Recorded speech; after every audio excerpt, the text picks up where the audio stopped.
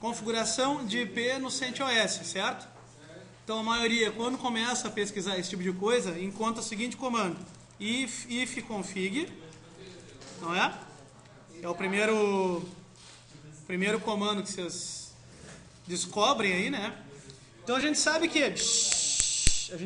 o if config te mostra a situação da tua interface de rede. Então lembrando, eu perguntei na aula passada o que era isso aqui. ETH0 significa que é a tua placa de rede, não é? Se eu tiver duas placas de rede, como é que isso aqui fica? 1, 2 e vai embora, né? E isso aqui é o que? É minha interface de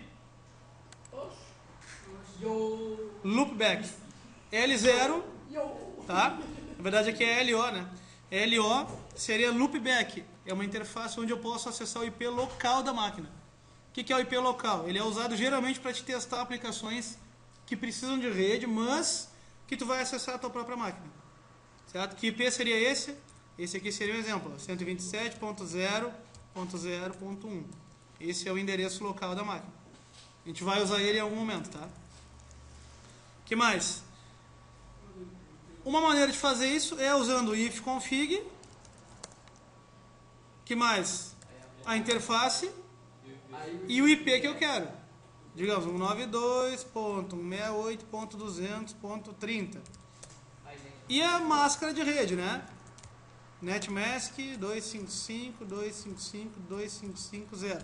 Detalhe, isso aqui hoje, vocês estão usando assim, isso não é uma regra, tá? Netmask vai mais além do que isso. Hoje está todo mundo, é só 255.255.250. Mas não é só isso, pode ser diferente a Netmask. Eu já explico para vocês o que seria uma ideia geral disso. O problema de eu fazer isso aqui só é que quando eu reiniciar a máquina esse IP não fica. Se eu fizer assim, apenas. Certo? O que é o correto? Eu descobri como é que eu faço para ficar fixo esse IP. Tá, então teve gente que se valeu desse método junto de outros métodos. Quais foram os outros métodos? Editar a configuração em um arquivo. Então vamos lembrar. Onde é que está esse arquivo aí? O problema é esse, né? E como é que eu edito? Editor de texto vocês todos usaram já, né? Qual foi que vocês usaram?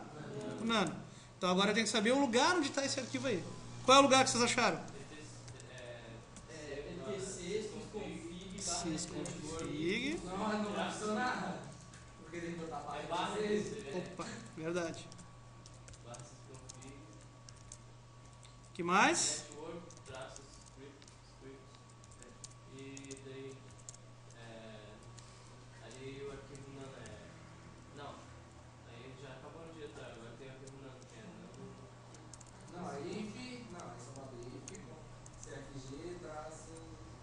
Isso.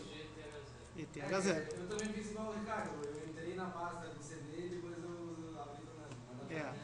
O que significa isso aqui, ó? Bom, vamos entrar nesse arquivo primeiro, né? Só uma dica, tá? Quando vocês, no Linux, isso funciona bem, não sabe o nome do arquivo, mas sabe se ele, pelo menos começa com tal letra, vocês podem usar muito o tab.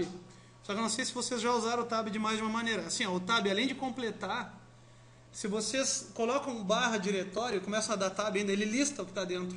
Não sei se todo mundo se deu conta disso. Então, digamos aqui, ó, no caso, eu estou no diretório Network Scripts. Então, quando eu estou fazendo um comando e põe um barra depois de Network Scripts e der um tab, ele vai listar para mim tudo que está ali dentro. Caso vocês não saibam, pá, não sei que arquivo tem aqui. Dá um tab, segue dando tab que ele vai listar. Já, todo mundo sabia disso? Então, ó, vou fazer aqui para vocês, ó. Ó, eu não sei qual é o arquivo que eu posso usar daqui. Segue dando tab, ó, que uma hora ele vai mostrar. Então aqui ele está listando para mim tudo. Ó, é como se fosse um ls. Ó, então vocês estão vendo que tem um monte de coisa aqui, né? O que dá a ideia de Network Scripts? Scripts de rede, network, traduzindo. Então tá, vamos chegar na que a gente tem aqui. If cfg. Por que é if cfg ETH0? Porque é o script direcionado para esse dispositivo de rede aí. Quer dizer que se eu tivesse outra placa de rede, eu iria usar o que aqui? ETH1. Se fosse uma placa wireless, eu ia usar o que? WLAN 0, se for a primeira. Tá? Então, comecem a traduzir por essa ideia. Aqui dentro a gente encontra essa configuração aí. Então, a gente tem que tentar entender essas partes aí. Então, primeiro, Diretiva device. O que é essa encrenca aí? É o dispositivo. Então ele está dizendo o seguinte, é a configuração de quem? Do ETH0. Notem que o nome do arquivo nem vai interessar, porque isso é um script. O nome ele é diferenciado para vocês saberem na hora de executar eles. Tá? Mas aqui dentro que está o que interessa. Esses arquivos de configuração eles são sempre do mesmo jeito. Tem a diretiva e o valor da diretiva. Que o script, quando vier aqui, ele vai fazer o quê? Vai olhar, qual é a diretiva? Device. Qual é o valor? ETH0. Então ele vai executar isso, certo? Então diretiva device, ETH0. Se fosse outro device, trocava o número ali, né? Boot proto. O que seria isso, hein? Vixe. Proto vem de protocol, provavelmente. E boot, talvez, de inicialização. Por que está igual a DHCP? Lembrando, o que é DHCP? DHCP é um serviço da rede, certo? Que permite o quê? Que quando tu liga uma máquina, ela receba um IP. Cada computador ou dispositivo da rede tem que ter um IP quando é inicializado. Tá? É isso que permite que a gente troque dados aí na rede. Então, o que acontece? Se a rede onde vocês estão tiver algum DHCP, ele vai fazer o seguinte, a máquina de vocês vai ser ligada, ela vai solicitar um IP, o DHCP, que seja lá quem for, às vezes é um equipamento, às vezes é um computador, certo? Vai responder, tem esse IP para ti. Esse aí que tu quer? Beleza. Fechou o acordo entre eles, pronto, então a máquina recebe aquele IP ali e já era. Então eu não precisaria fazer configuração nenhuma. Na rede que não tem DHCP, vocês vão ter que configurar à mão. Então vocês imaginam o seguinte, será que fica fácil ter um DHCP ou não fica? Você pode dizer, configurar é barbada. Agora pensa numa rede de 150 máquinas. Você vai configurar uma por uma. Certo? E tomar o cuidado para não usar o mesmo. Né? Porque não pode ter o mesmo IP. Então, só pense nisso. Então aqui o que foi alterado de DHCP para static. Por que static? Porque eu quero que fique fixo. Essa é a ideia. O que é esse negócio aqui? HWADDR. Não sei o que é essa encrenca aí. Mas isso aqui, traduzam então, isso é chamado de endereço MAC e é o endereço físico que cada dispositivo tem. Quando eu digo para vocês que não interessa que o IP de vocês tenha mudado, eu posso encontrar vocês por esse endereço aqui. Porque isso aqui é o endereço do hardware. Geralmente o endereço do hardware, cada placa tem na sua memória isso, certo? Ele não é tão fácil de alterar assim. Então todo o hardware tem esse endereço aqui. Então quando eu quero verificar o tráfego de uma rede e quero, por exemplo, detectar intrusão, detectar algo que a pessoa fez errado, eu vou buscar por esse endereço aqui também. E vou bater com os IPs que ele já usou. Certo? Se eu tiver um histórico grande, não é difícil vocês vasculharem a rede aí atrás dos pestinhas aí que estão mexendo. Certo? Daria para achar. Que mais? OnBoot igual a yes. O que dá a ideia disso aqui? OnBoot yes. Talvez a ideia de, carrega isso quando inicializa. Pode pensar assim, carrega quando inicializa? Sim. Ou, não quero que isso aqui seja carregado. Seria mais ou menos essa ideia. E type, igual a Ethernet, dá a ideia de cabo, né? Só que aí vocês viram que não está toda a configuração aqui, né? O que falta aqui? Falta o número IP que eu quero. Então, vocês já descobriram que a diretiva é IP ADDR, não é? Põe o IP que vocês querem. Sei lá no roteiro dizia 1, né? Vamos dar uma olhada lá, ó. 172.17.56. Isso. Então lá vou eu, 172.17.56 ponto alguma coisa. Aí eu disse lá para variar de 0 a 30, né? De 1 a 30. Então, vou chutar aqui 1. Alguém botou 1? Não? Então tá. Botou? Olha. Que mais? Alguma outra coisa?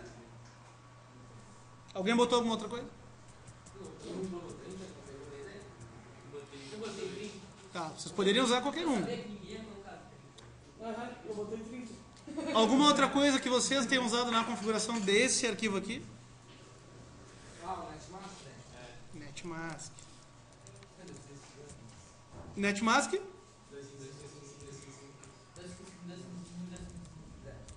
Será, hein? Então tá. Eu acho que... Agora nós vamos saber se vai funcionar ou não. Ok? Feito isso, salva. Lembrando que para salvar no Nano é Ctrl O. Que alguns na outra aula disseram assim, é Ctrl X. Não é, Ctrl X é para sair. Tá? Ctrl X é para sair. Sim, mas isso não é uma regra. Certo? Ctrl X é sair. O comando Ctrl X faz sair. Ele só pergunta se tu quer salvar porque o arquivo foi alterado. Porque se o arquivo não foi, ele não vai te pedir para salvar. Tá? Então lembrem disso. Usem os comandos certos. Aqui ele está me perguntando. Eu vou cancelar, eu vou salvar primeiro. Só que tem um detalhe. Quando vocês mexem em arquivo de configuração, o que eu sugiro sempre? Vocês já imaginaram se dá errado isso? E aí imagina o seguinte. Vocês estão lá arrumando uma rede de uma empresa. Porque lembrem que a ideia aqui é que vocês vão ser administradores. Tá?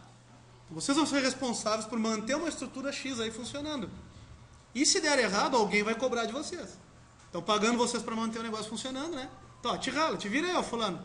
Tu que mexeu, agora eu quero esse negócio aí funcionando. E aí, como é que fica? Tem que ter alguma maneira de eu voltar atrás. Certo? Tem que ter uma maneira de...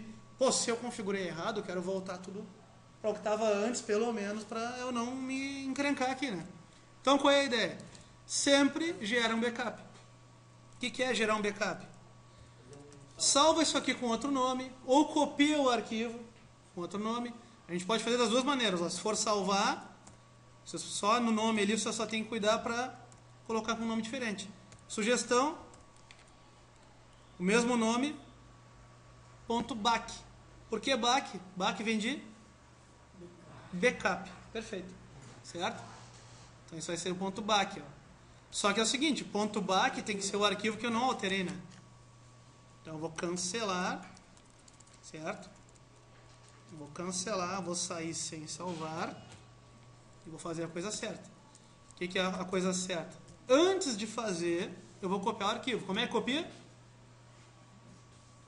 Comando para copiar no Linux. Vamos lá, copiar no inglês vem de copy. Qual é a palavra que inicia? A letra C. P. Perfeito. Então, CP, como é que funciona o comando copy? Copy, CP, né? O caminho do arquivo que vocês querem copiar, espaço, o caminho do arquivo onde vocês querem jogar, conjunto com o nome. Se eu não quero alterar o nome, eu repito ele, if cfgth0.back, certo? Se eu só fizer isso aqui, ele vai largar no mesmo lugar a cópia, só que com o nome que eu estou dando. Certinho? Dou Enter, está copiado. Agora eu vou editar ele de novo. Vocês estão vendo o trabalho que eu estou só para fazer de novo, né? Então lá vou nós. Se eu perguntar aqui agora, todo mundo sabe? Então vamos lá. Como é que fica o boot proto? Static. Que mais? On boot yes. Diretiva para colocar o IP? IP ADDR. E coloca o IP, 172.17.56. 2 então. Alguém usou 2? Bota 11. Netmask. Todo mundo botou 255, 255, 2550. O que acontece? Isso aqui vai ser um problema para vocês, tá? Às vezes a máscara não é referente àquele IP ali. Isso vai acontecer bastante. Se querem garantir 100%, usem aquele formato 192.168, tá? Que funciona bastante com 255 esse. 192.168, 200, tá? Esse vai funcionar. Quando vocês aprenderem a calcular isso aqui, vocês vão saber fazer sempre. Joia? O que mais? Sim. O que mais? Vamos salvar? Ctrl O para salvar. X. E agora? O que foi dito? Reinicia o computador. Ou, alguém já descobriu outra maneira. Porque na verdade, quando vocês mexem aqui, isso aqui são scripts, né?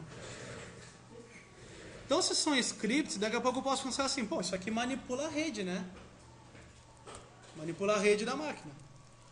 Então, daqui a pouco vocês podem ir lá e dar uma olhada para ver o que é que tem mais. Então, vou dar um ls naquele diretório ali, Network Scripts, e vou ver o que é que tem mais lá. Olha lá o que é que tem. Então, a gente começa a olhar aqui, ó. E tem um tal de if down. O que será if down? Desliga todas as interfaces. Pode ser isso. E tem outros, Sempre que tem if down, tem que ter if up. Então down, up, né? Da mesma maneira que stop e start. Vamos ver se tem mais alguma coisa aqui. A princípio não sei, não tem nada, né? Geralmente essas coisas de rede pode ser start ou stop. Foi o que tu encontrou? Tu encontrou start ou stop? Não, eu reiniciei a rede. Reiniciou a rede. Como é que tu reiniciou a rede? Barra etc, Ó, barra init.d, barra network restart. restart. Perfeito. Aí, ó. Esse diretório aqui, ó, que aqui vocês vão aprender várias coisas, tá, gente? Mas no CentOS, isso é um comportamento do CentOS, tá? Geralmente, scripts para controlar serviços ficam no init.d. Diga. Tá, ficam no init.d. E geralmente configurações de serviços ficam aonde? No barra etc. Boa parte, se não todas as configurações vão ficar no barra etc. Eu não lembro se no Ubuntu o comportamento também é esse, tá? Mas provavelmente sim. Então tá, networks vem por quê? Porque rede, né? E restart seria a rede, né? Então aqui, ó, ele está dando alguma mensagem para nós aí, tá? Referente a IP tables. IP tables seria a ideia do firewall da máquina, tá? A princípio. E eu dou o comando qual para verificar se está ok ou não? Ifconfig. O ifconfig sozinho ele mostra o IP de todas as interfaces. No meu caso, olha lá. Se eu quero me certificar mesmo, dá o comando reboot e reinicia a máquina. Tá? Se eu estou com dúvida ainda, não confie nessa configuração aí. Tá? Então aqui o teste final para ver se manteve. Ok. Eu vou adicionar um comandinho novo que o pessoal, por acaso, caiu no problema ali. Pela outra turma eu não falei, tá? Mas o ifconfig ele faz mais coisas. Por exemplo, ifconfig eth0 down. O que faz isso? Desliga a interface. Por quê? Porque às vezes vocês estão tendo problemas com a interface, por algum motivo ou outro, e não quero que ela funcione nesse momento. Desliga ela. Então o down faz isso. E aí se eu der um ifconfig de novo, olha lá. Eu fico só visualizando as interfaces que no momento estão ligadas. Então só tenho a LO, né? Quero voltar à interface ativa, o que eu faço? Ifconfig eth0 up. E liga ela de novo. E liga mesmo, tá? Isso aqui está controlando o hardware. O stop também pode parar, né? Stop start. Nesse caso, acho que não. Porque o dele ele usou stop. Tá, mas aqui ele usou stop para o script de rede. Ele não controlou diretamente a interface. Aqui, tu está controlando diretamente o hardware. Tá? Então, ifconfig eth0 up. Liga ela de novo. E ifconfig para verificar, né? Ó, tá lá ela de novo. Ok? Bom, qual é o nosso teste agora? A nossa prática. Agora nós vamos fazer o seguinte, que eu fiz com outra turma, que o pessoal já começou a testar. Quando vocês configuram manualmente a rede, tá? Isso permite fazer algumas coisas. Por quê? Porque a gente não depende mais da rede do lugar onde vocês estão. A gente pode montar a nossa própria rede, a gente só usa o meio físico para encaminhar pacotes, que é o que nós podemos fazer agora. Como assim? A gente pode montar um laboratório aqui e padronizar a rede do primeiro PC até o último e fazer um teste só de conectividade. Resumindo, eu posso configurar um IP na minha máquina, vocês configurar outro na de vocês, que esteja na mesma rede, e a gente pode testar o comando ping um para o outro e verificar se eles estão se comunicando ou não. Se tiverem, a gente já pode nas outras aulas aí usar aplicativos, certo? Um aplicativo para conectar remotamente, certo? Para enviar ou receber arquivos, por aí vai. Então isso é possível fazer. O que a gente precisa para que isso funcione? Padronizar a nossa conexão. Como assim? Vocês podem testar. Ó, na outra aula, o que a gente fez? Na outra turma, né? Na outra turma a gente fez o seguinte, ó. Nós configuramos esses IPs um para cada um. E aí começamos a testar um ping um para o outro. Vamos fazer isso no nosso? Então vamos lá. Vamos tentar usar o 172? 172.17.56. 1 é de quem então? Então começa daqui para lá. Tem que ter uma ordem, tá? Senão vai ficar exclamação. Então vamos fazer assim, começa de lá pra cá de novo. Então um vai ser de lá. E a gente vem de lá pra cá. Tá? Então, ó, 1, 2. Então um é do Juan. Com H. R. Deixa eu botar do R, tava certo. Tá, mas então é o Lucas que tá ali. O Lucas já foi. Também é cómplice. Então, assim, ó, finalizando aqui a prática, né? O que vocês perceberam, então, né? Primeiro, que é uma coisa que eu vou repetir muito para vocês, tá? Não ter internet não significa que vocês não têm rede, tá? São coisas distintas, ok? Quando vocês têm internet, tá? Olha só. Quando vocês têm internet, significa o quê? Significa que vocês têm rede, certo? E se conectam com outras redes. Isso pode ser uma ideia da internet. Mas quando, não tem internet, não quer dizer que vocês não possam ter rede. Resumindo, só porque não tem internet não quer dizer que eu não vá acessar a máquina do outro colega. Não é sinônimo essa situação. Eu posso não ter internet, não precisar da internet e usar aplicações remotas. É isso que vocês têm que lembrar sempre. Nas outras aulas, o que a gente vai fazer? Tá no roteiro ali, tá? Eu vou até mostrar aqui para vocês olharem. Ó. Vocês podem olhar em casa se quiserem. Não é obrigatório, tá? Não posso cobrar que vocês façam coisas em casa nesse momento. Olha aqui então, ó. Tem um aplicativo aqui chamado SSH, que o nome do serviço é SSHD. Ele está aqui, ó, no passo número 3. O que é esse serviço aqui? Esse serviço permite que vocês acessem algum computador de forma remota. Essa é a ideia. Tá? Ele é chamado de terminal remoto, ou SSH.